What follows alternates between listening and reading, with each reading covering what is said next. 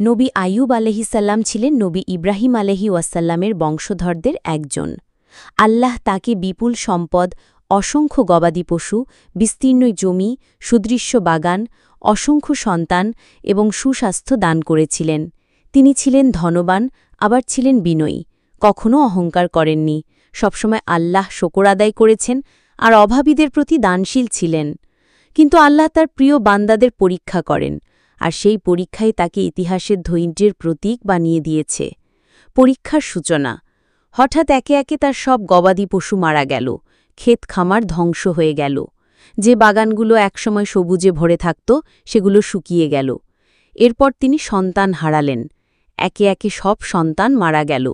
এক পিতামাতার কাছে এর চেয়ে বড় পরীক্ষা আর কিছু হতে পারে না। তারপর তিনি নিজে ভয়ঙ্কর চর্মরোগে আক্রান্ত হলেন। শরীর ক্ষতবিক্ষত হয়ে গেল, ঘা থেকে দুর্গন্ধ বের হতে লাগল। এতটাই কষ্টকর অবস্থা হয়েছিল যে লোকেরা তাকে এড়িয়ে চলতে শুরু করল, এমনটি ঘনিষ্ঠ আত্মীয়রাও দূরে সরে গেল। একসময় তিনি সমাজ থেকে বিচ্ছিন্ন হয়ে একটি নির্জন স্থানে বাস করতে শুরু করলেন। স্ত্রীর ধৈর্য। এত বিপদ আপদে শুধু তার স্ত্রী তাকে ছাড়েননি।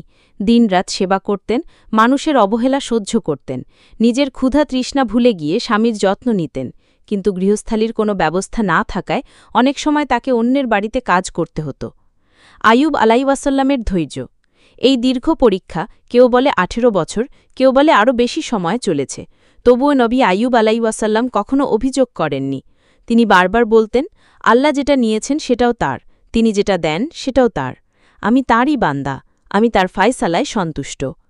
আল্লাহর রহমত।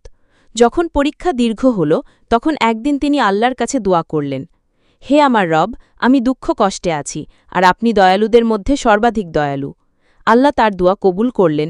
ফেরেশতা এসে তাকে বললেন, পা মাটিতে আঘাত করো। তিনি পা মাটিতে আঘাত করলেন, সাথে সাথে মাটি থেকে ঠান্ডা এক ঝর্ণা বের হল। তিনি সেই পানিতে গোসল করলেন ও পান করলেন। সাথে সাথেই শরীরের সব ক্ষত নিরাময় হল, সুস্থ ও শক্তিশালী হয়ে উঠলেন। এরপর আল্লাহ তাকে আগের দ্বিগুণ সম্পদ ফিরিয়ে দিলেন, নতুন সন্তান দান করলেন, সমাজে সম্মান ফিরিয়ে দিলেন। আল্লাহ প্রিয় বান্দাগের পরীক্ষা নেন, কিন্তু কখনও হতাশ করেন না।